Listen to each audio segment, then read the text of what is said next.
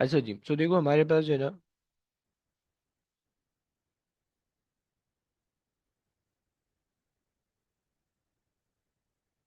Nuclear physics है, सही है। और न्यूक्लियर न्यूक्लियर फिजिक्स के अंदर जो है ना हमारे पास दो चीज़ें आती हैं, सही है। एक हमारे पास जो है वो एक हम जो है वो बेसिकली पार्टिकल या न्यूक्लियर को ही देख रहे होते हैं। और एक हमारे पास जो है वो रेडियो एक्टिविटी या रेडियो एक्टिविटी के आते हैं, सही है। सो एक जो चीज़ हम देख रहे होंगे वो हम जो है वो पार्टिकल्स को देख रहे होंगे, सही है।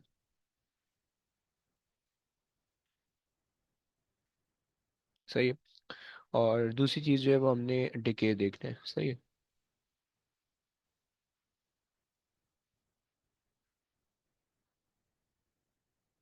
Decades, okay. पार्टिकल फिजिक्स जो है वो तुम एएस के अंदर अच्छा खासा पढ़ के आ रहे होते हो, सही। ऑल्दो वो एएस वाली चीज़ें तुमसे टेस्ट नहीं करेगा, लेकिन उसके आगे से जो है ना वो ए टू के अंदर शुरू होगा। सही हो गया। सो बेसिकली जो न्यूक्लियर फिजिक्स, अच्छा, न्यूक्लियर फिजिक्स के अंदर एक छोटी सी चीज़ और भी है जिसको हम कहते हैं पेट स्कैनिंग, सही है, जो कि बेसिकली जो है वो नई चीज़ है, सही है। पेट स्कैनिंग, ओके। पेट स्कैनिंग बेसिकली अगर आप कह लो कि उसका पार्ट है, क्या बोलते हैं अपना, मेडिकल का पार्ट है, सही है। सही, मेडिकल फिजिक्स का पार्ट है, लेकिन जो है ना उसके अंदर जो कॉन्सेप्ट इस्तेमाल हो रहे हैं वो न्यूक्लियर के इस्तेमाल हो रहे हैं। तो जब हम चैप्टर एंड करेंगे सो हम उसके अंदर इसको भी पढ़ लेंगे, सही है। ये 2021 के बाद ऐड हुआ है, 2021 ऑनवर्ड्स, सही है। अच्छा, जो पार्टिकल फिजिक्स की जो कहानी है वो कहानी इस तरह से है कि अगर आप इसका जो है ना एक नंबर एक क्वेश्चन इसका आएगा 10 से 12 नंबर का, सही है। आप इसका तकरीबन जो है 10 to 12 मार्क का कोई क्वेश्चन इसका एक्सपेक्ट कर सकते हो, सही। और पेपर 5 के अंदर नहीं आता इसका कोई question, as far as I remember paper 5 के अंदर नहीं आता, सही। सो पेपर 4 के अंदर आता है बस, P4 के अंदर, सही हो गया। तकरीबन आखिरी वाला जो क्वेश्चन होगा वो तकरीबन 8 से 10 मार्क का या 12 मार्क तक जो है वो इसका क्वेश्चन आ जाता है, सही। और इसका जो क्वेश्चन होता है वो बेसिकली ये तो पूरा का पूरा पार्टिकल फिजिक्स का होगा, या पूरा का पूरा डिके का होगा, और सम टाइम रीसेंट पेपर में जो है वो इन दोनों को कंबाइन करके दे रहे हैं, सही। सो अगर जो पार्टिकल वाला पोर्शन है ना, ये वाला जो पोर्शन है ये इजी है, सही है। ये वाला पोर्शन इजी है, ये वाला पोर्शन थोड़ा सा डिफिकल्ट है, सही है। डिफिकल्ट, सही है। खास तौर पे अगर तुम लोग ने मैथ्स पढ़ी हुई है तो तुम लोग के लिए आसान रहेगा, अगर तुम लोग ने मैथ्स नहीं पढ़ी हुई तो तुम्हारे लिए थोड़ा सा पोर्शन थोड़ा सा डिफिकल्ट होना है, क्योंकि कैलकुलेशन इसमें ज़्यादा है, सही। और इसके अंदर पार्टिकल फिजिक्स के अंदर कैलकुलेशन बेसिक लेवल की है, उसके अंदर कैलकुलेशन थोड़ी एडवांस लेवल की है, सही है। सो यहाँ पे तुम कह सकते हो कि भाई तुम्हारे पास बेसिक कैलकुलेशन है, सही, और यहाँ पे जो है तुम्हारे पास एडवांस कैलकुलेशन है, सही, ये तुम्हारे पास है। तो खैर, पार्टिकल फिजिक्स के हमने आज की जो एक दो क्लास होंगी उसमें पार्टिकल फिजिक्स कंप्लीट करेंगे, फिर नेक्स्ट क्लास में डिकेज हम देखेंगे, सही है। या आज की क्लास में अगर पूरा हो जाता है तो हम अगली क्लास में वो चल लेंगे, सही। अच्छा, पार्टिकल फिजिक्स की जो कहानी स्टार्ट होती है वो बेसिकली बिल्कुल एटम, इलेक्ट्रॉन, प्रोटॉन, न्यूट्रॉन, सब atomic particle, alpha scattering experiment जो तुम एस के अंदर पढ़ के आ रहे हो, क्वार्क्स वगैरह और लेप्टॉन्स, हेड्रॉन्स, ये सब चीज़ें से स्टार्ट होती है। यहाँ पे जो है ना वो हम अ, उसी चीज़ को आगे कंटिन्यू करते हैं, सही है। ऑल दो रिलेटेड नहीं है, लेकिन अगर तुम्हें याद है, सही है, नहीं याद है कोई मसला नहीं है, सही। तो यहाँ पे हमने जो एटम है हमने उसको समझना है, सही। तुम्हें पता है कि एटम अगर हमारे पास लेट से ये एटम है, सही है। सो ये चलो तुम न्यूक्लियस ले लो, ये न्यूक्लियस है। और साइड में तुम ले लो ये पूरा एटम है, सही, ये पूरा एटम है। जहाँ पे बेसिकली आपके पास जो है सही, ये आप ले लो, एटम ले लो, सही है। ओके। अब सेंटर आपके पास न्यूक्लियस होता है और सराउंडिंग में आपके पास इलेक्ट्रॉन घूम रहे होते हैं, वो पूरा क्लाउड से बन रहा होता है, सही। वो तो हमने केमिस्ट्री के अंदर डिटेल पढ़ ली होगी। सो अब सीन ये है कि न्यूक्लियस के अंदर हमारे पास दो चीज़ें होती हैं। तुम्हें पता है कि nucleus contain proton and neutron, सही। बहुत सिंपल से चल रहा हूँ लेकिन थोड़ा थोड़ा ये हो जाएगा स्ट्रॉन्ग। प्रोटॉन और प्लस न्यूट्रॉन, सही हो गया। ये आना चाहिए न्यूट्रॉन, सही। अच्छा जी, और साइड में बाहर इलेक्ट्रॉन घूम रहे होते हैं, सही है। इलेक्ट्रॉन, ये पूरा पोर्शन जो है वो इलेक्ट्रॉन का है, सही। सो इस चैप्टर के अंदर बेसिकली हमने क्या करना है, इस चैप्टर के अंदर हमने न्यूक्लियस के अंदर रहना है, और नेक्स्ट चैप्टर जो होगा यानी क्वांटम फिजिक्स, उसके अंदर हम इलेक्ट्रॉन और फोटॉन्स की बात किया करेंगे, सही है। सो इलेक्ट्रॉन्स इलेक्ट्रॉन्स सही। अच्छा जनाब ये हो गया। और अब इसके बाद जो है वो हम अगर अब इस न्यूक्लियस पे देखें कि न्यूक्लियस पे कितनी टाइप की फोर्स है। तो अगर तुम देखो तो तुम्हारे पास एक तो इस पे ग्रेविटेशनल फोर्स है सही। हम फोर्सेस को अगर नोट डाउन करें, सो हमारे पास जो है एक फोर्स है ग्रेविटेशनल फोर्स सही। एक फोर्स होगी जो कि अट्रैक्टिव होगी सही। लेकिन ग्रेविटेशनल फोर्स क्यों होगी? ड्यू टू मास सही। तुम्हें ये चीज़ें पता होनी चाहिए। ड्यू टू मास सही, लेकिन बहुत वीक होने वाली है। वीक फोर्स सही, तो तुम इसको इग्नोर कर दोगे सही हो गया। अच्छा साथ में तुम्हारे पास जो है मैग्नेटिक फोर्स भी इसके ऊपर हो सकती है सही है, लेकिन हमें उस मैग्नेटिक फोर्स को भी कंसिडर नहीं करना है सही। So magnetic force right. और मैग्नेटिक फोर्स क्यों होती है ये भी तुम्हें पता होना चाहिए कि due to the movement of charge particle सही है। लेकिन बहुत नेग्लिजिबल है, इसको भी इग्नोर कर दोगे। वीक फोर्स सही। ये दो फोर्सेस तो हमारी खत्म हो गई। तीसरी हमारे पास आती है इलेक्ट्रोस्टैटिक फोर्स सही। उसको हम कहाँ ले जाएं? चलो यहाँ ले आते हैं सही है। तीसरी फोर्स हमारे पास आती है, third is electrostatic force. Electrostatic force सही। सो अभी जो इलेक्ट्रोस्टैटिक फोर्स है ये बेसिकली दो दो चीज़ों की होंगी, मतलब दो टाइप की हो रही होंगी। ये तो इलेक्ट्रोस्टैटिक फोर्स ऑफ अट्रैक्शन होगी सही है।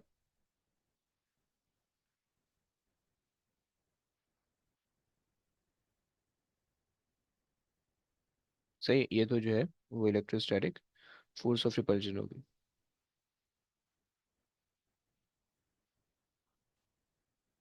सही हो गया, दो चीज़ें होंगी। अच्छा इलेक्ट्रोस्टैटिक फोर्स ऑफ अट्रैक्शन जो होने वाली है वो तुम्हारे पास इलेक्ट्रॉन और प्रोटॉन के बीच में होगी, क्योंकि तुम्हें पता होना चाहिए कि प्रोटॉन जो है तुम्हारे पास पॉजिटिवली चार्ज होते हैं और न्यूट्रॉन्स जो होते हैं वो बेसिकली न्यूट्रल होते हैं, इलेक्ट्रॉन्स नेगेटिवली चार्ज होते हैं। सही है। सो ऑपोजिट चार्जेस के बीच में यानी प्रोटॉन और न्यूट्रॉन्स के बीच में फोर्स ऑफ अट्रैक्शन होने वाली है सही है। सो ये जो तुम्हारे पास होगी ये तुम्हारे पास होने वाली है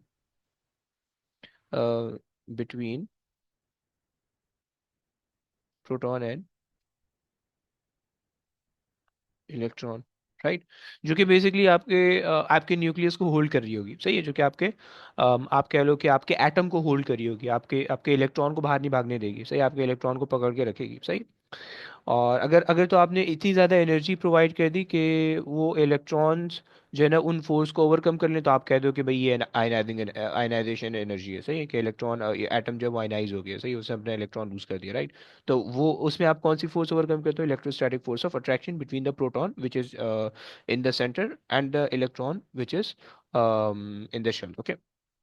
ये आपके पास हो गई एक चीज़ सही। अच्छा इसकी भी ये इसकी जो रेंज होती है लॉन्ग रेंज होती है। लॉन्ग रेंज सही है। और ये वीक फोर्स होती है रिलेटिवली ना, वीक फोर्स। और जो रिपल्जन होती है हमारा काम इससे भी नहीं है बहुत ज़्यादा। हमारा काम इलेक्ट्रोस्टैटिक फोर्स ऑफ रिपल्जन से। और ये जो इलेक्ट्रोस्टैटिक फोर्स ऑफ रिपल्जन है ये बेसिकली होंगी बिटवीन प्रोटॉन प्रोटॉन सही है। प्रोटॉन प्रोटॉन सही। क्या मतलब? तुम्हें पता है कि भाई न्यूक्लियस के अंदर बहुत सारे प्रोटॉन है सही है। और याद रखो कि हम इसको न्यूक्लियस कह रहे हैं, हम इस पोर्शन को न्यूक्लियस कह रहे हैं सही है। सो न्यूक्लियस के अंदर हमारे पास बहुत सारे प्रोटॉन है सही, और बहुत सारे न्यूट्रॉन है सही है। सो न्यूट्रॉन प्रोटॉन प्रोटॉन के बीच में जो है वो आपके पास इलेक्ट्रोस्टैटिक फोर्स ऑफ रिपल्जन होगी सही है। और ये बेसिकली आपके पास जो होती है inside the nucleus, inside the nucleus okay. और ये जो है आपके पास स्ट्रांग होती है क्योंकि शॉर्ट डिस्टेंस पे लग रही है सही। अच्छा जनाब, चलो आगे चलते हैं। ये हो गई तीसरी फोर्स, सही है। अब हम जो है हमारा हमारा जो मेन पड्डा है वो हम इसको लेके चल रहे होंगे, हम इसको लेके पड्डा कर रहे होंगे थोड़ा बहुत। सही है। और चौथी जो फोर्स है वो हमारे पास है न्यूक्लियर फोर्स।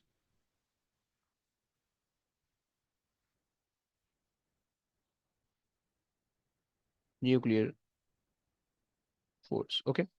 अच्छा जी, न्यूक्लियर फोर्स का भी जो है वो उसके अंदर भी दो चीज़ें आएंगी। सही है, न्यूक्लियर फोर्स के अंदर भी आपके पास दो चीज़ें आएंगी, सही है। एक तुम्हारे पास आ रहा होगा strong nuclear force. Strong nuclear force,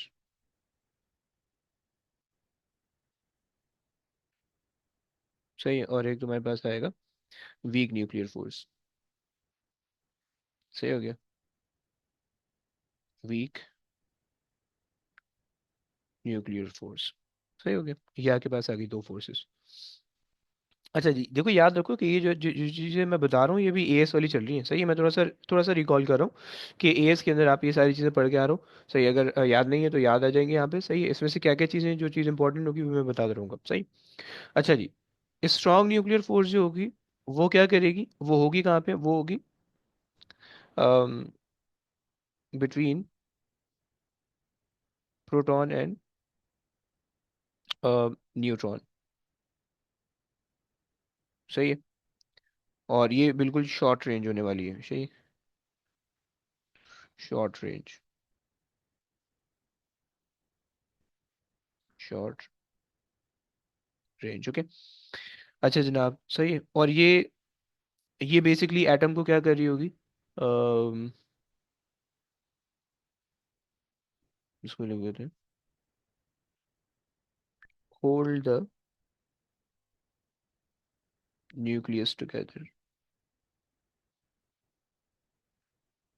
सही है, क्योंकि अट्रैक्टिव फोर्स है। तो ये जो है बेसिकली अगर तुम्हारे पास प्रोटॉन और न्यूट्रॉन है, सो प्रोटॉन और न्यूट्रॉन को एक साथ अट्रैक्ट करके रखेगी। जहाँ पे दो प्रोटॉन और न्यूट्रॉन्स होंगे उनको अट्रैक्ट करके रखेगी, राइट।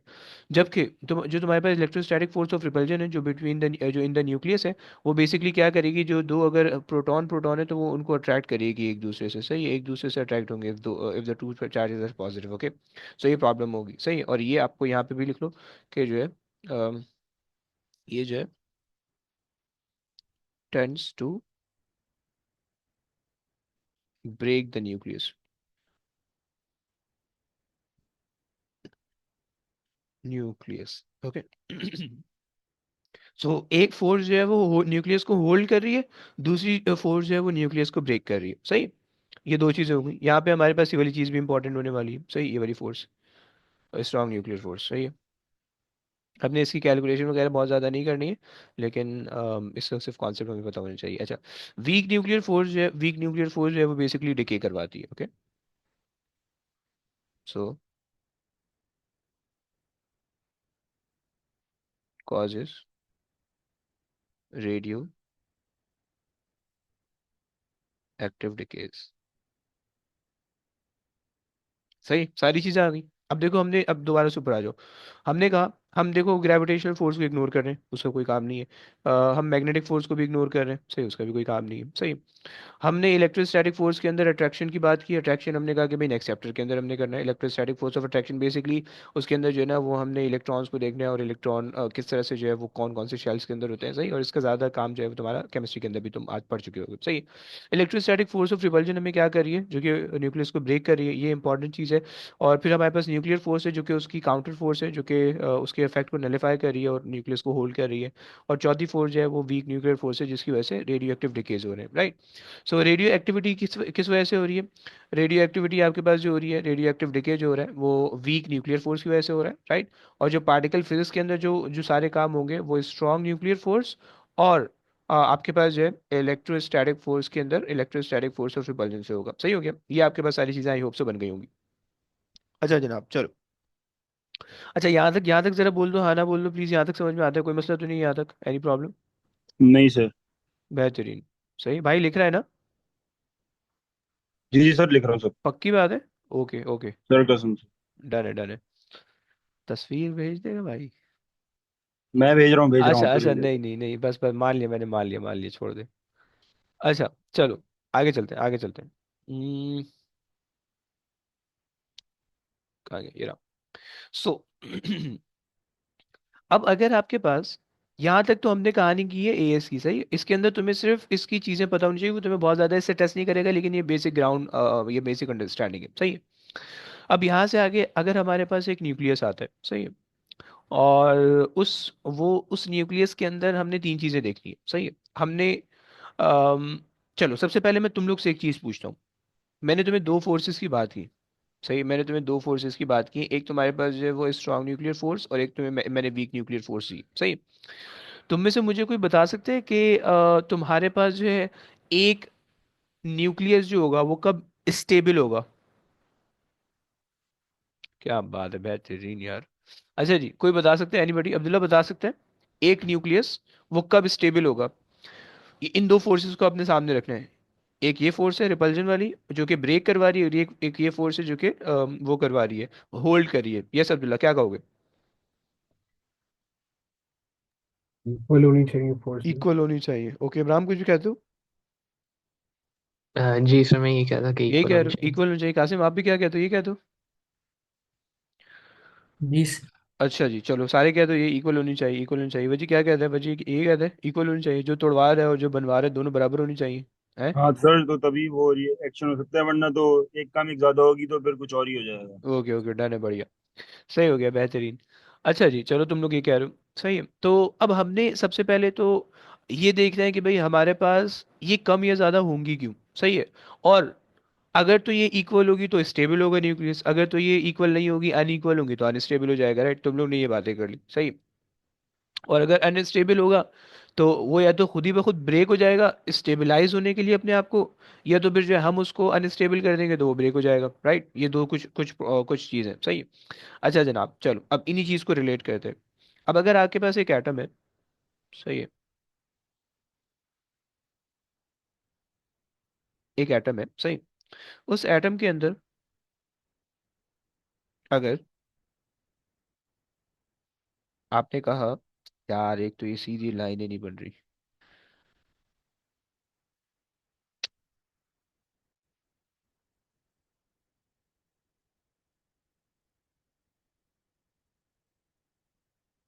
सही है। सो आपने कहा कि भाई स्ट्रॉन्ग न्यूक्लियर फोर्स, सही है, nuclear force, sorry, strong nuclear force is greater than electrostatic force,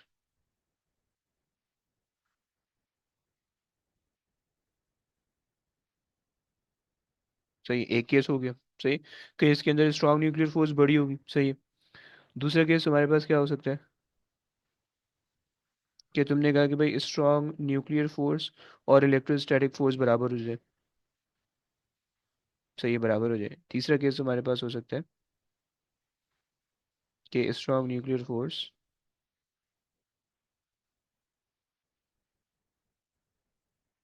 सही है।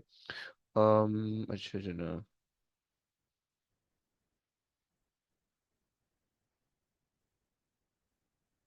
सही हो गया।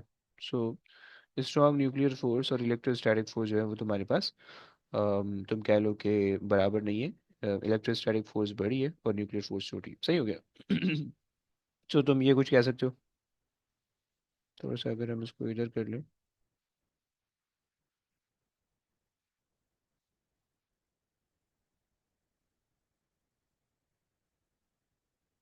सही हो गया, चलो।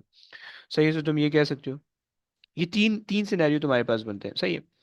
पहले वाले जो दो सिनेरियोज होंगे वो दोनों अनस्टेबल होंगे, सही है। और उन दोनों के अंदर जो है वो आपका जो न्यूक्लियस होगा वो ब्रेक हो सकता है, सही है। और जो तीसरा जो बीच वाला सिनेरियो है उसके अंदर जो है वो आप बिल्कुल स्टेबल हो, सही हो गया। चलो यहाँ पे आपके पास अनस्टेबिलिटी है, सही है। यहाँ पे आपके पास अनस्टेबिलिटी है, अनस्टेबिलिटी, सही है। और वही अनस्टेबिलिटी आपके पास यहाँ पे भी है, सही है। और यहाँ पे आपके पास जो है वो स्टेबल होगा। सही, स्टेबल, आपके पास न्यूक्लियस स्टेबल होगा। सही।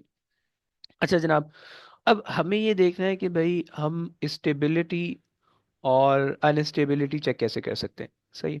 अच्छा देखो, अगर आपके पास जो है ना, अच्छा पहले तो अगर हम ये समझने की कोशिश करें कि कौन सा इलेक्ट्रॉन या कौन सा न्यूक्लियस के अंदर जो है ना पहला वाला सिनेरियो होगा, यानी हमने ये बात की कि ये वाला सिनेरियो कौन से न्यूक्लियस के अंदर होगा, ये वाला सिनेरियो कौन से न्यूक्लियस के अंदर होगा, ये वाला सिनेरियो कौन से न्यूक्लियस के अंदर होगा, हमने उसको समझना है। ओके। तो अगर हम ये देखें, सबसे पहली चीज़, अगर हमारे पास नंबर ऑफ प्रोटॉन किसी चीज़ के अंदर बहुत ज़्यादा है, अबे भाई हट जा यार। अम, अगर हमारे पास proton number is very large, सही है। सो उस केस के अंदर क्या होगा, electrostatic force of repulsion will be prominent, prominent. Okay, सही हो गया। सो इलेक्ट्रोस्टैटिक, क्योंकि आपके पास नंबर ऑफ प्रोटॉन बहुत ज़्यादा हो जाएंगे। सही है। देखो याद रखो कि जो हमारे पास जो न्यूक्लियर फोर्स है ये शॉर्ट रेंज है। जैसे ही तुम्हारे पास प्रोटॉन नंबर ज़्यादा होंगे न्यूक्लियस बड़ा होगा, जैसे न्यूक्लियस बड़ा होगा ये फोर्स बेकार हो जाएगी। ओके। सो न्यूक्लियर फोर्स जो है वो छोटे न्यूक्लियस के अंदर जो है ना वो काम करेगी और वो उसको अनस्टेबल कर देगी। सही है। और बड़े न्यूक्लियस के अंदर चूंकि प्रोटॉन नंबर ज़्यादा है, ऑल दो न्यूट्रॉन भी ज़्यादा होंगे, लेकिन प्रोटॉन और न्यूट्रॉन के ज़्यादा होने की वजह से जब न्यूक्लियस बड़ा होगा तो साइज़ बड़े होने की वजह से जो है ना ये न्यूक्लियर फोर्स बेकार हो जाएगी। ओके। सो ये वाली जो फोर्स है, ये वाली जो फोर्स है ये सिर्फ जो है स्मॉल न्यूक्लियस के अंदर होगी। सही है। Stronger in small nucleus. सही है। और ये वाली जो फोर्स होगी ये होगी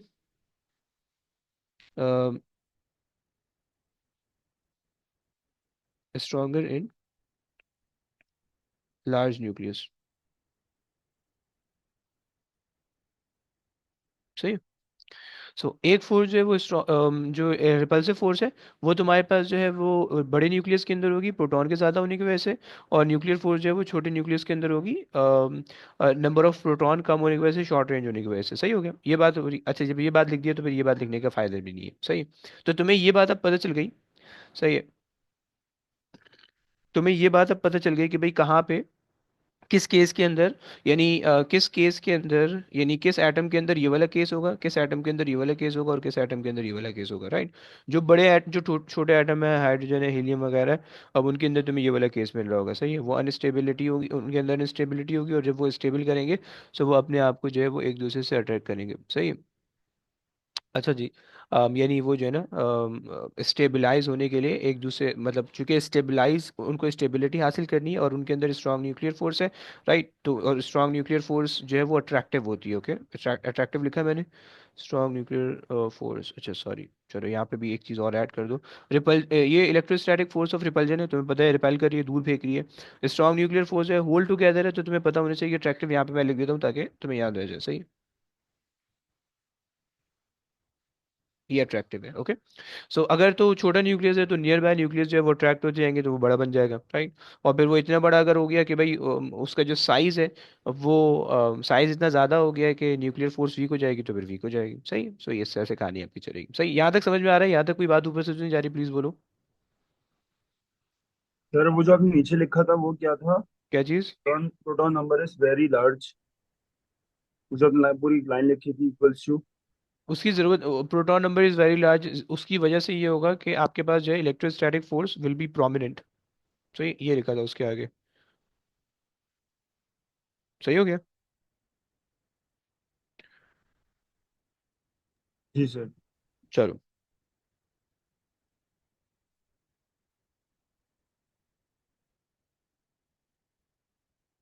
आगे चलते हैं।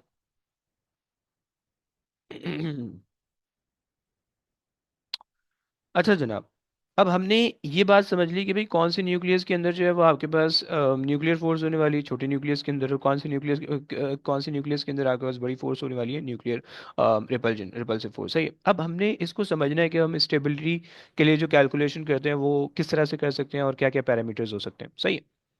सो सबसे पहले तो उसके लिए जो है वो हमें ये समझना है कि भाई हमारे पास जो एक एटम होता है। सही, मैंने ये चीज़ बताई, दोबारा से बता देता हूँ, रिपीट करता हूँ। अगर एक एटम है मेरे पास, सही, उस एटम के अंदर तुम्हें पता है प्रोटॉन है और उसके अंदर है न्यूट्रॉन।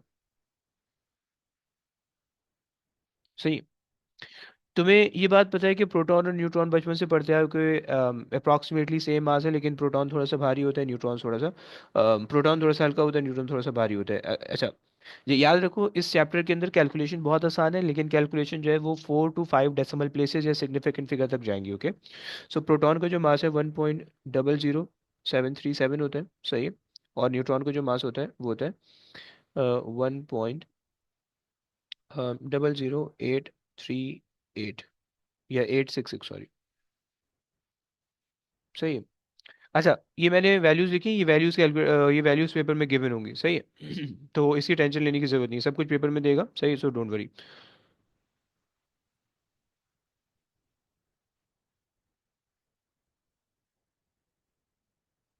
चलो। अच्छा, अब एक न्यूक्लियस, एक प्रोटॉन जो होता है, एक प्रोटॉन एक जो न्यूक्लियस है उसके अंदर तुम्हारे पास प्रोटॉन और न्यूट्रॉन है। सही है। यानी उसका मास है, अगर अगर तुम इसका किसी भी एटम का जो मास होता है वो तुम्हारे पास जो होगा प्रोटॉन और न्यूट्रॉन से आएगा। सही है, प्लस न्यूट्रॉन। सही है। ये बात हो गई। अब हमारे पास जो है अगर हम प्रोटॉन और न्यूट्रॉन के मासेस को अगर हम देखने की कोशिश करें, यानी एक काम करते हैं, हीलियम न्यूक्लियस ले लेते हैं। सही है।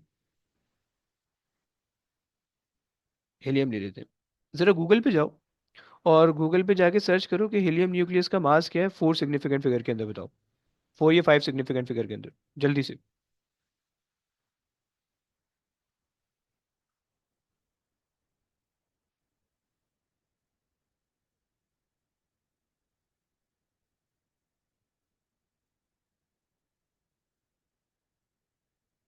यस। कितना आ रहा है?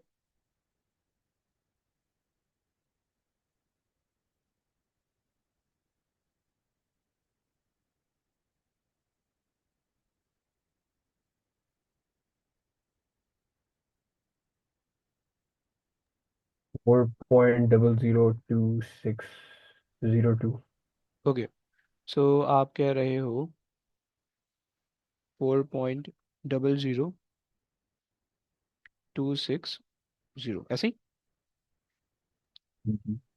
सही हो गया, 1 2 3 4 5। सो 5 डेसिमल प्लेस पे हो रहा है। सही है। अब ये हीलियम का वो मास है कि जो आपने मेजर किया है। सही है। यानी ये एक्चुअल मास है हीलियम का, जो कि आपको, अगर आप कोई भी हीलियम का एक एटम लो, एक एटम हीलियम का, सही है, तो उसके अंदर आपको इतना मास मिलेगा। राइट। लेकिन अगर हम हीलियम का आप कह लो कि अगर हम हीलियम के, अच्छा, हमें हीलियम का पता है भाई, हीलियम जो है उसके अंदर 4 होता है ना, हीलियम के अंदर 2 प्रोटॉन होते हैं, 2 न्यूट्रॉन होते हैं। सही है। आपको पता है हीलियम जो है वो 4,2 है। सही। अगर हम हीलियम के सेपरेटली मास कैलकुलेट करें, हमें पता है कि हीलियम के अंदर 2 प्रोटॉन है। सही है। तो और 2 न्यूट्रॉन है, 2 न्यूट्रॉन है। सही है। अगर अच्छा, प्रोटॉन का मास तुम्हें गिवन है। सही है, मैंने तुम्हें दे रखा है। और न्यूट्रॉन का मास भी तुम्हें गिवन है। सही है। हम्म, सही है। चलो, प्रोटॉन का मास में ये ले लेते हैं हम, प्रोटॉन वाला पोर्शन, प्रोटॉन। सही है। और ये हमारे पास है न्यूट्रॉन। सही। सो प्रोटॉन तुम्हारे पास आ रहा है 1.007 2। अच्छा, मैंने 1 2 3 4 5 6, 1 2 3 4 5 6 727। सही है, ये आ गया। और न्यूट्रॉन का मास आ गया मेरे पास 1.00866 ओके। अब देखो, तुम्हें पता है कि हीलियम के अंदर 2 प्रोटॉन है, 2 न्यूट्रॉन है, वो तुम्हें मेंशन कर देगा पेपर के अंदर। सही कि हीलियम के अंदर तुम्हारे पास 2 प्रोटॉन है, 2 न्यूट्रॉन है। सही। अगर तो तुम हीलियम के उन 2 प्रोटॉन और 2 न्यूट्रॉन को बराबर करो तो भी तुम्हारे पास हीलियम का जो मास आना चाहिए वो 4 पॉइंट समथिंग आना चाहिए। जरा मुझे बताओगे कितना मास आ रहा है, प्लीज?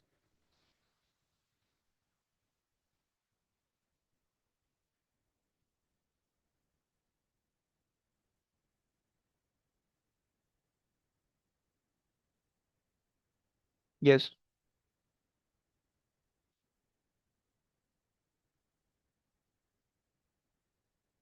4.03186। 4.03 और आगे 186। 186। अब तुम्हें दिख रहा है 4.0 तक तो दोनों का मास सेम है, लेकिन आगे मास डिफरेंट आ रहा है, सही है। और अब देखो ये जो तुम्हें पिक्चर दिख रही है, अभी जो स्क्रीन पे तुम्हें पिक्चर दिख रही है, कि हमने क्या किया कि अगर हमें एक न्यूक्लियस, हमें एक हीलियम बनाना था। उस हीलियम के अंदर दो प्रोटॉन होते हैं, दो न्यूट्रॉन होते हैं, सही है? अगर हम उन दो प्रोटॉन और दो एक एक प्रोटॉन, दो प्रोटॉन को अलग अलग और दो न्यूट्रॉन को अलग अलग सेपरेट मिला दें एक साथ, सही है, और हम जो है वो एक हीलियम का न्यूक्लियस बनाए। सो थ्योरेटिकली थ्योरेटिकली हमारे पास ये मास आना चाहिए, सही है। थ्योरेटिकल मास, थ्योरेटिकली ये मास आना चाहिए, लेकिन जब हम इसको बनाएंगे तो जो एक्चुअल मास आता है या जो ट्रू मास आता है वो ये आता है, सही है। यानी थोड़ा सा मास कम होता है। तो क्या मतलब हुआ कि जो आपका आपका जो आइसोलेटेड सिस्टम था, उसके अंदर जितना भी मास था, जब आपने रिएक्शन परफॉर्म किया, क्योंकि जाहिर बात है जब आप हीलियम बनाओगे तो कोई दूसरे प्रोटॉन को कंबाइन करोगे, यानी हाइड्रोजन एटम को कंबाइन करोगे तो हीलियम बनता है, ओके। तो जब आप उनको कंबाइन करोगे तो वो रिएक्शन क्या होने वाला है? एक्सोथर्मिक रिएक्शन होने वाला है, एनर्जी रिलीज कर देगा वो, राइट? कुछ मास जो है वो उसका एनर्जी की टर्म में रिलीज हो जाएगा, और वो आपके पास ये चीज बन जाएगी, तभी ये पॉसिबल है, राइट? यानी आपने जब रिएक्शन करवाया, सो आपके पास यहाँ पे आ गया रिएक्टेंट, रिएक्टेंट, ओके, यहाँ पे आ गया प्रोडक्ट, प्रोडक्ट, ओके। अब इन दिस केस प्रोडक्ट में हमें क्या चाहिए? हीलियम चाहिए, प्रोडक्ट में हमें हीलियम चाहिए, सही है। और रिएक्टेंट में हमारे पास हाइड्रोजन के जो है ना वो आइसोटोप होंगे, सही है।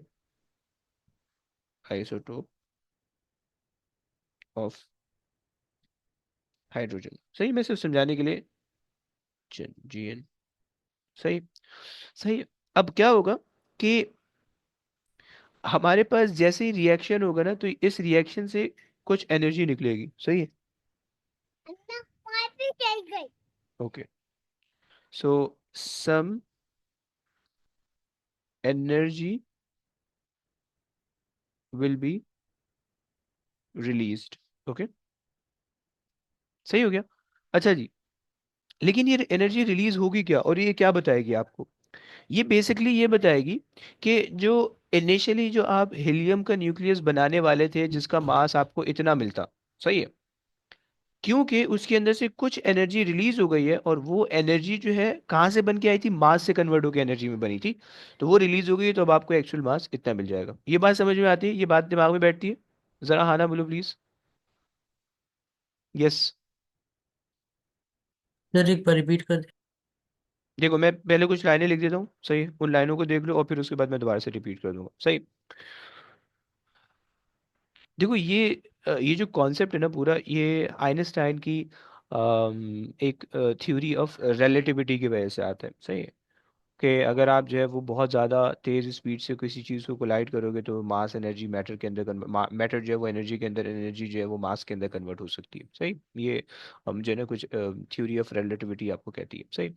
अच्छा, तो सबसे पहले जो है ना आपको ये पता होना चाहिए, कुछ चीज़ें यहाँ पे लिख लो। That mass is a measure of total energy, total energy of a system। पहली बात हो गई, सही हो गया। क्या मतलब हुआ इसका? मतलब ये हुआ कि आपके अंदर, आपके सिस्टम के अंदर जितना मास होने वाला है उतनी सिस्टम में एनर्जी होने वाली है, सही हो गया। यानी आप ये कह रहे हो कि सिस्टम के अंदर जो मास है should be equal to energy, सही। सो मास और एनर्जी जो है आपके पास इक्वल होते हैं। अगर आपके पास यहाँ से कुछ मास कम हो रहा है, अगर मैं आपसे बोलूं कि यहाँ पे आपके पास लेट से जो इनिशियली कुछ मास है उसमें से जो है ना डेल्टा एम, ये रिड्यूस हो गया, ये रिड्यूस हो गया, ये रिड्यूस हो गया, तो वो कहाँ जाना चाहिए? वो एनर्जी के साथ ऐड होना चाहिए, ऐसे ही होना चाहिए। Energy plus delta delta M delta E कह दो। राइट बच्चों, ये बात समझ पा रहे हो?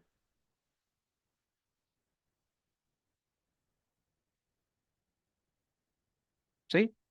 अगर तो आपके पास मास है और आपके पास मास ज़्यादा है, एनर्जी कम है, तो कुछ मास जो है वो एनर्जी के अंदर कन्वर्ट हो जाएगा। मास कम है, एनर्जी ज़्यादा है, तो कुछ मास जो है, कुछ एनर्जी जो है वो मास के अंदर कन्वर्ट हो जाएगी। सही हो गया? ये बात समझ में आ रही है? Is that clear? Any problem? Yes. जरा हाँ ना बोलते रहो, किस किस को नहीं समझ में आ रही है और किस किस समझ में आ रहा है। चलो खैर है, खैर रुक जाओ, अभी रुक जाओ। एक दो लाइनें और लिखते हैं, फिर उसके बाद दोबारा से एक्सप्लेन करते हैं। अच्छा जनाब, ये हो गया।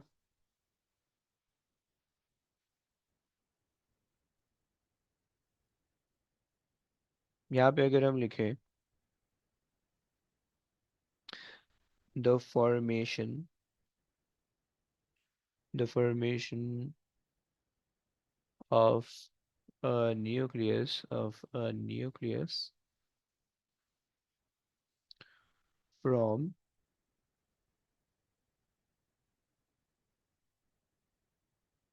a system of isolated proton and neutron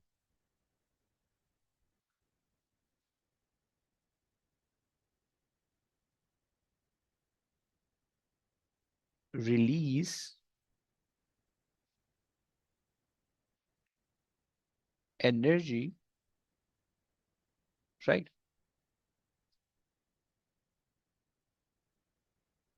ये आपके पास हो गया। सही हो गया? यानी अगर आपके पास सिस्टम के अंदर मास ज्यादा है और एनर्जी कम बन रही है, तो इसका मतलब है कि कुछ मास जो है उसको एनर्जी के अंदर कन्वर्ट होना है। सही है? दोबारा से समझ लो, दोबारा से समझ लो। यहाँ पे आ जाओ। देखो हमने कहा कि हमारे पास थ्योरेटिकली, हमने सोचा थ्योरेटिकली, सही। हमने कहा कि भाई अगर हमारे पास एक हीलियम एटम है, तो उस हीलियम के अंदर दो प्रोटॉन होने वाले हैं, दो न्यूट्रॉन होने वाले हैं। सही है। हमने उन दोनों को ऐड अप किया, हमारे पास जो हीलियम का थ्योरेटिकल मास बन रहा है वो इतना बन रहा था। सही हो गया? ये हमने बात कर ली।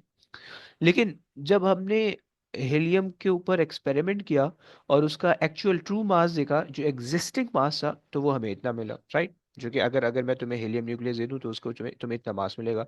लेकिन जो हमने कैलकुलेशन की, इतना मास आ रहा है। राइट? अगर मैं तुमसे बोलूं इन दोनों मास को जरा चेंज करो, माइनस करो, डेल्टा मास से निकालो, delta M would be 4.0186 minus 4.00262। जरा निकालो प्लीज, कितना आता है?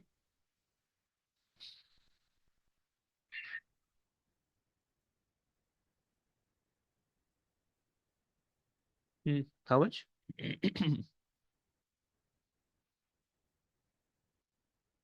यहाँ पे कहीं मुझसे थ्री रह गया, एक मिनट एक मिनट। 4.03 यहाँ पे आना चाहिए ना? यस, 03186। Yes, how much?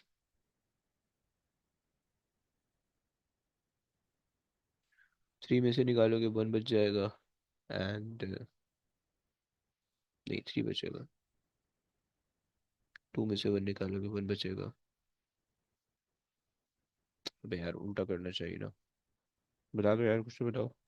0.02926. 0.02926। सही हो गया? ये आपके पास आ रहा है चेंज इन मास। सही। अब इसका क्या मतलब है? इसका मतलब है कि आपके पास जो ये जो मास था, ये थ्योरेटिकल मास आपको फाइनल में जो एक्चुअल रिजल्ट है उसमें नहीं मिला, ये मास गायब हो गया। तो ये मास कहाँ गया? ये मास बेसिकली कन्वर्ट हो गया एनर्जी के अंदर। राइट? और बस इस पूरे प्रोसेस के अंदर यही यही काम होगा कि राइट, कि जब आपके पास जो है दो चीज़ें या प्रोटॉन और न्यूट्रॉन जब करीब आते हैं, तो आपके पास कुछ मास जो होता है वो कन्वर्ट हो जाता है एनर्जी के अंदर। और वो जितना अमाउंट ऑफ मास होगा और उसके कॉरस्पॉन्डिंग जो एनर्जी निकलेगी, वो एनर्जी आपको बताएगी स्टेबिलिटी ऑफ द सिस्टम को। ओके, ये बात क्लियर होती है? ये बात क्लियर होती है? जरा हाँ ना बोलो प्लीज। यस। कुछ तो बोल दो, कुछ समझ में आ रहा है, नहीं आ रहा? मास जी सर। इफेक्ट। सही हो गया। वजी तुम्हें आ रहा है? तुम सो गए हो, सुन हो गए हो? जी जी सर, आ रहा है आ रहा है। पक्की बात है, नहीं झूठ बोल लो बैठे हुए। मैं नहीं, आ रहा है भाई, देख रहा हूँ। अच्छा जी। चलो। अच्छा जी, अच्छा ये बीच वाली चीज़ तुम्हें, अगर बीच वाली चीज़ तुम्हें बहुत ज़्यादा नहीं पल्ले पड़ी है, कोई टेंशन की बात नहीं है, तुम्हें ये वाली चीज़ जो है ना समझ में आनी चाहिए, ये वाली चीज़ सही है। तो इसकी एक बिल्कुल सिंपल सीधी सीधी कैलकुलेशन होती है, तो वो तुम्हें जो है ना बस आनी चाहिए। सही हो गया? तो इसकी डेफिनेशन वगैरह भी हैं, डेफिनेशन भी हम देख लेते हैं। सही है। सबसे पहले जो हमने डेल्टा डेल्टा एम कहा ना, मास, यानी ये वाला जो डेल्टा एम हमने कहा, this delta M is basically the mass defect. Okay, इसको हम मास डिफेक्ट कहा करेंगे। और ये मास डिफेक्ट की डेफिनेशन तुम्हें बार बार पूछी जाएगी, सो उसको भी ज़रा लिख लेते हैं।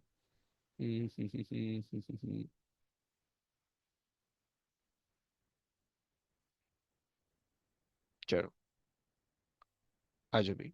सो मास डिफेक्ट तुम्हारे पास होता है, हमने मास डिफेक्ट कैसे निकाला है कि जो एक्चुअल मास था उसमें से जो इसके कॉन्स्टिट्यूएंट्स के मास है उनको ऐड करके सब्ट्रैक्ट कर दिया। सही है। हमने कहा कि it is the difference between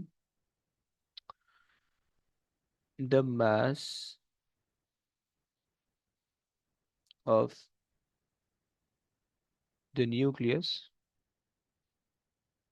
and the mass of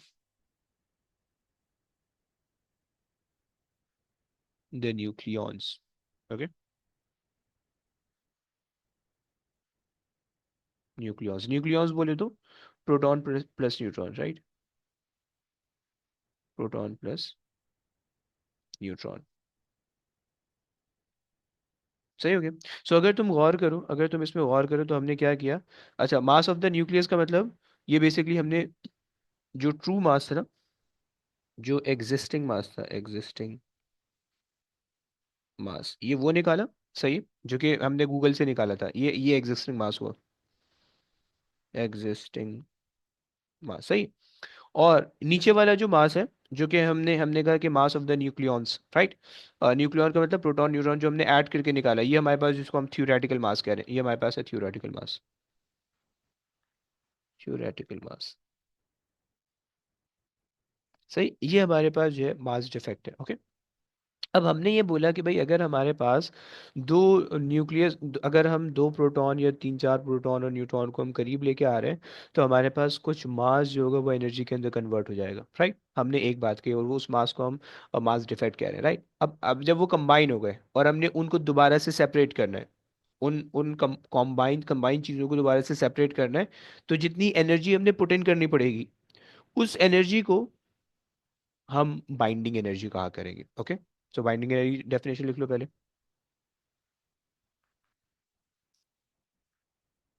binding energy, right? अगर तुम्हें कॉन्सेप्ट नहीं समझ में आया तो पहले कॉन्सेप्ट समझ लो। देखो, हमने हीलियम न्यूक्लियस के साथ पहले क्या किया, हमारे पास दो प्रोटॉन थे अलग अलग और दो न्यूट्रॉन से अलग अलग, राइट? हमने उनको उठाया, हमने उनको उठा के जो है ना एक जगह जमा कर दिया और हमने उसको न्यूक्लियस का नाम दे दिया। न्यूक्लियस के अंदर चारों चीज़ें जमा हो गई। ओके। लेकिन उसके अंदर मसला ये हो कि हमारे पास थोड़ा सा ना चेंज इन मास आया, डेल्टा मास, जिसको हमने मास डिफेक्ट कहा। सही।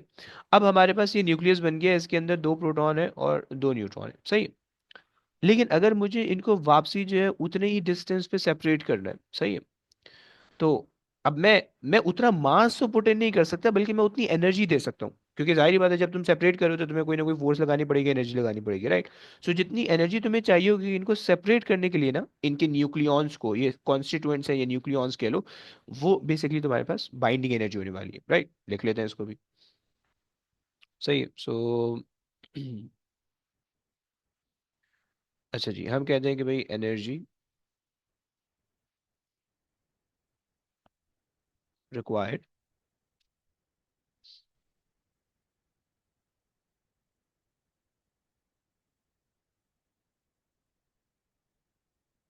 To separate the nucleus, nucleus के बजाय न्यूक्लियॉन्स को, to separate the nucleons up to infinite distance. सही होगी। सो ये हमारे पास हो गई बाइंडिंग एनर्जी और मास डिफेक्ट। ओके। यहाँ तक हमारे पास जो आप कह लो कि कुछ थोड़ी बहुत कैलकुलेशन थी और कुछ थोड़ी बहुत थ्योरी रिलेटेड चीज़ थी, सही। अगर आपके पास कोई एक अलग सा न्यूक्लियॉन होगा तो उसकी कोई बाइंडिंग एनर्जी नहीं होने वाली है, सही है। Separate nucleon will not have any binding energy, okay. यानी मान लो तुम्हारे पास एक प्रोटॉन है, सही है, ये एम ही एक प्रोटॉन पड़ा है खाली, सही, ये एक न्यूट्रॉन पड़ा है खाली, तुमने उसको फायर किया, कुछ भी किया, राइट। अब उसकी कोई बाइंडिंग एनर्जी नहीं होने वाली है, राइट। उसकी कोई बाइंड, क्योंकि अकेले है, बाइंडिंग एनर्जी के लिए रिक्वायर्ड है कि तुम्हारे पास चीज़ें मिली हुई होनी चाहिए, राइट। सो यहाँ तक हमारे पास जो है इसके थोड़े बहुत कॉन्सेप्ट रिलेटेड चीज़ें थी, सही। अब यहाँ से आगे कैलकुलेशन है, कैलकुलेशन थोड़ी लंबी है तो इसलिए मैं उसको अभी अभी क्लास में नहीं कर रहा हूँ, सही। उसको मैंने नेक्स्ट क्लास में करना है, सही। और वो पूरी कैलकुलेशन जो है वो बाइंडिंग एनर्जी, मास डिफेक्ट और इन्हीं से रिलेटेड चीज़ों में चलनी है और फिजन फ्यूजन चलेगी, सही है। सो उसको हम नेक्स्ट क्लास में करते हैं, सही है, क्योंकि अभी कैलकुलेशन पूरी नहीं हो पाएगी, सही है, और टाइम काफ़ी ज़्यादा हो जाएगा। सो यहाँ से हम कैलकुलेशन करते हैं, सही हो गया कैलकुलेशन। चलो, चलें, बस आज के लिए बस करते हैं, सही है। अब इंशाल्लाह नेक्स्ट क्लास में जो है तुम लोग से मिलते हैं। और सैटरडे के दिन फिर जो है ये चैप्टर इंशाल्लाह ये पोर्शन कंप्लीट हो जाएगा। और फिर इस पोर्शन के मैंने दो पोर्शन के अलग अलग पासवर्ड बनाए हुए हैं। तो ये वाले पोर्शन जब कंप्लीट होगा, यानी पूरा पार्टिकल फिजिक्स, मास डिफेक्ट और बाइंडिंग एनर्जी वाली, बस बाइंडिंग एनर्जी की कैलकुलेशन बाकी है, और फिजन फ्यूजन, ये दो रिएक्शन हमने समझना है और उनका ग्राफ देखना है, सही है। और फिर उसके बाद जो है वो हमारे पास ये चैप्टर कंप्लीट हो जाएगा। सैटरडे के दिन चैप्टर कंप्लीट करेंगे और संडे के दिन इसके क्वेश्चन करेंगे, सही है। फिर नेक्स्ट वीक जो है वो हमारे पास न्यूक्लियर फिजिक्स यानी डिके वगैरह हमने स्टार्ट करना है, सही। तो बस करो, बस अब आज के लिए इतना ही रखते हैं, इंशाल्लाह नेक्स्ट क्लास में मिलते हैं। चलिए, चलिए, ओके गाइस, टेक केयर, अल्लाह हाफिज़। लव अल्लाह हाफिज़।